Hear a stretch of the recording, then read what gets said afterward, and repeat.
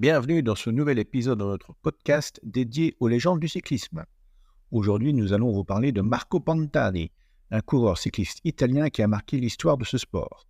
Né le 13 janvier 1970 à Cesena, Marco Pantani est considéré comme l'un des meilleurs grimpeurs de l'histoire du cyclisme sur route et l'un des coureurs les plus populaires de sa génération.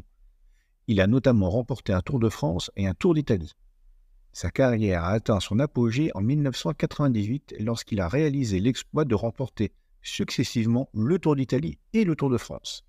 Il est le 7e coureur de l'histoire et le dernier en date à avoir réalisé ce doublé la même année. Cet exploit lui a valu le Vélo d'Or, récompensant le meilleur coureur cycliste de l'année. Son style offensif et ses excès en course et hors course sont à l'origine de son surnom d'Il Pirata, le pirate en italien. Il a cultivé ce nom à travers son look atypique, oreilles percées, tatouages et bandana.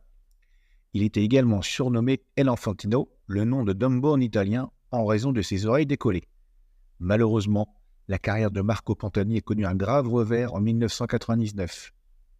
Il a été interdit de départ lors de l'avant-dernière étape du Tour d'Italie qu'il était sur le point de remporter, et ce, à la suite d'un contrôle antidopage sanguin révélant un taux d'hématocrite trop élevé.